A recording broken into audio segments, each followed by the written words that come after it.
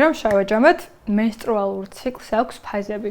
ანუ კვერცხუჯრადის ზრდას აქვს ფაზები და ენდომეტრიუმის ზრდას და გარდაქმნას აქვს ფაზები.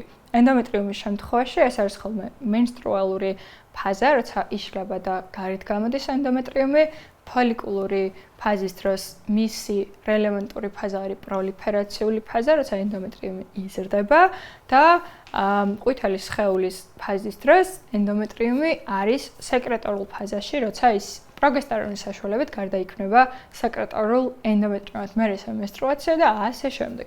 ხოლო ფოლიკულის ფაზებია, ფოლიკულის ზრდა, ანუ ფოლიკულური ფაზა, ოვულაცია, ანუ ფოლიკულის გასხდომა და კვერცხუჯრადის გარეთ გადმოსვლა, ყვითელი სხეულის ფაზა, ანუ ყვითელი სხეულის ზრდა, მერე თეთრ სხეულად გარდაქმნა და მერე საერთოდ ქრება ხოლმე, გამომიშავებს პროგესტერონს და მერე ისევ ხდება menstrualური ციკლი, როგორც კი ესტროგენი და პროგესტერონი მცირდება.